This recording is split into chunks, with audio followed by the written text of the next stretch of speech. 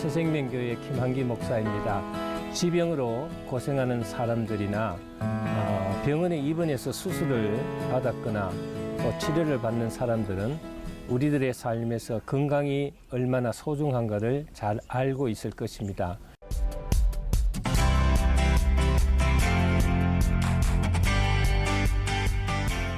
건강에 적신호가 들어오면 돈도 권력도 명예도 아무런 소용이 없게 됩니다. 그래서 현대인들의 관심은 건강에 많이 쏠려 있습니다.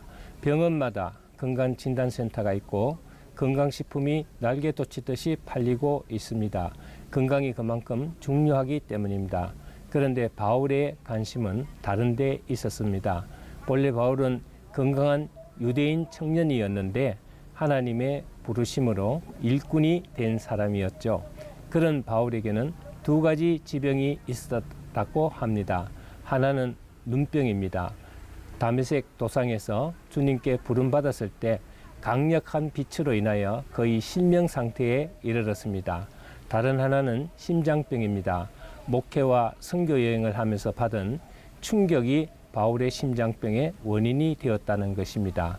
고린도서 12장 8절 9절을 보면은 바울은 자신을 괴롭히는 육체의 질병, 즉 육체의 가시를 떠나게 해달라고 3차례나 기도를 했습니다. 그가 받은 응답은 내 은혜가 내게 족하다는 것이었습니다. 그래서 그는 그날부터 자신의 약함을 자랑하면서 오히려 기뻐하고 감사했다는 것입니다. 그리고 이후 바울의 관심은 육체의 건강이 아니라 영혼의 건강에 관심을 두었습니다. 그래서 본문 16절을 보면 너희 속사람을 능력으로 강건하게 하시오며라고 한 것입니다. 속사람은 곧 영혼을 말합니다. 바울의 관심은 육체가 건강한 것보다 영혼, 즉 속사람의 건강이 더 중요하다고 본 것입니다. 디모데후서 4장 17절을 보면은 주께서 내 곁에 서서 나를 강건케 하심은이라고 했습니다. 바로 이 말씀이 바울의 건강론의 핵심입니다. 주께서 나를 강건케 하신다. 얼마나 강력한 메시지이며 고백입니까? 사실 건강은 관리가 중요합니다. 그러나 관리 잘한다고 무조건 건강한 것은 아니죠. 채소와 살도 유기농 생산품만 먹고 물도 일본에서 수입하는 심청수만 마시고 주치의가 따라다니며 건강을 관리해주는 재벌 회장도 병들고 세상을 떠나거나 중환자실에 누워있는 것을 우리가 많이 볼 수 있습니다. 유명한 의사도 병에 걸리고 최고의 권력을 휘두르는 사람도 죽기 마련입니다. 이런 인생사를 깨달은 바울은 하나님이 나를 강건케 하신다라고 고백을 한 것입니다.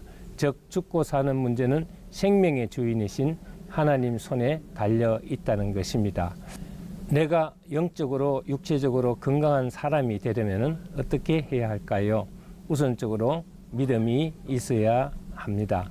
본문 에베소 3장 17절을 보면은 믿음으로 말미암아 그리스도께서 너희 마음에 계시게 하시옵고라고 했습니다.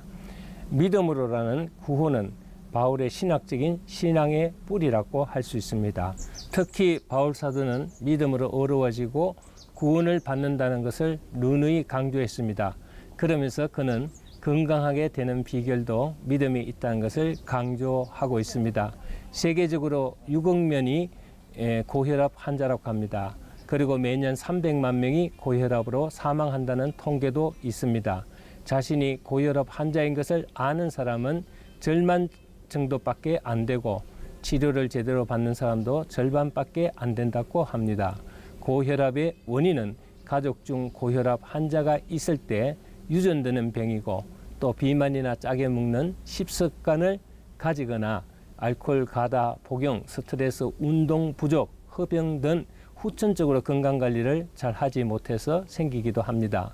고혈압의 나쁜 것은 줄이고 부지런히 운동도 하고 활동량을 늘려야 하지만 가장 중요한 것은 마음관리를 잘해서 스트레스 받지 않고 마음을 편히 가지는 것이 가장 좋은 치료 방법입니다.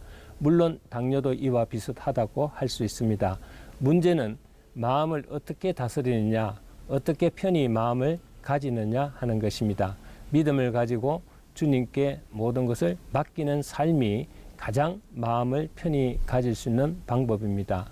마태복음 11장 28절에 수고하고 무거운 짐 자들아 다 내게로 오라 내가 너희를 쉬게 하리라고 했습니다. 우리의 삶의 모든 무거운 짐을 내려놓고 맡길 수 있는 믿음을 가지면 우리의 삶의 모든 스트레스는 다 해결될 것입니다. 건강검진을 해본 사람들은 알겠지만 몸 전체 기능을 다 검사합니다. 이비인후과, 정형외과, 내과, 외과, 내시경, 또 CT, MRI, 심전도, 대소변, 피, DNA 검사까지 그야말로 종합검진을 합니다. 이것이 제대로 검진이 되어서 정확한 병의 원인을 찾고 치료가 가능하기 때문입니다. 우리의 믿음도 마치 건강검진을 하듯이 해야 하겠습니다. 고린도후서 13장 5절을 보면은 너희가 믿음이 있는가 너희 자신을 시험하고 너희 자신을 확증하라고 했습니다. 믿음이 없고 믿음이 병들면 매사가 불안하고 두렵고 걱정 근심으로 병이 들 수밖에 없습니다. 영적인 건강 상태를 정밀하게 점검해 보면 어느 부분이 건강하고 어느 부분이 병들어 삶이 불안정하고 마음이 불안한지를 잘 알 수가 있습니다. 병든 부분이 있다면 믿음으로 치료받고 회복해야 건강한 삶을 살아갈 수가 있습니다. 오늘 본문 17절을 보면은 너희가 사랑 가운데서 뿌리가 박히고 터가 굳어져서라고 했습니다. 건강하고 큰 나무가 되려면은 뿌리가 건강하고 깊이 박혀야 합니다. 비가 내리고 습기가 많은 땅에 심은 나무는 뿌리가 깊지 못하죠. 깊이 뿌리를 내리지 않아도 물이 많기 때문에 잘 살 수 있습니다. 그러나 척박한 땅에 심은 나무는 아래로 깊이 뿌리를 내리지 않으면 잘 성장할 수가 없게 되어 있습니다. 뿌리를 깊이 내려야 물을 잘 흡수할 수 있기 때문입니다. 뿌리가 깊지 않은 나무는 악한 비바람에도 쉽게 넘어지기 마련입니다. 우리의 신앙도 마찬가지입니다. 우리의 믿음이 언제 드러날까요? 시련과 한난의 폭풍이 몰아치면 얼마나 신앙의 뿌리를 깊이 내린 믿음의 사람인지를 금방 알 수가 있습니다. 로마서 8장 35절을 보면은 뿌리 깊은 신앙을 알 수가 있습니다. 누가 우리를 그리스도의 사랑에서 끊으리요? 한난이나 공고나 핍박이나 기근이나 적신이나 위험이나 칼이라고 했습니다. 뿌리 깊은 신앙은 그 어떤 것도 흔들지 못하고 뽑히지 않는다는 것입니다. 그러나 믿음의 뿌리가 약하면 쉽게 무너집니다. 조금만 아파도 무너지고 기분만 나빠도 무너지고 제 감정에 걸려서 넘어지고 실패했다고 넘어지고 조그마한 문제 앞에서도 무너지고 맙니다. 얼마 전에 일본 경제 보복으로 인한 대책으로 여당이나 대통령께서도 흔들리지 않는 나라가 되잡고 대국민 담화를 발표한 것처럼 믿음이 흔들리면은 건강도 가정도 국가도 다 흔들리고 무너집니다. 우리 주님께서는 이러한 우리를 긍휼히 여기셔서 우리를 사랑과 은혜로 구원하여 주셨습니다.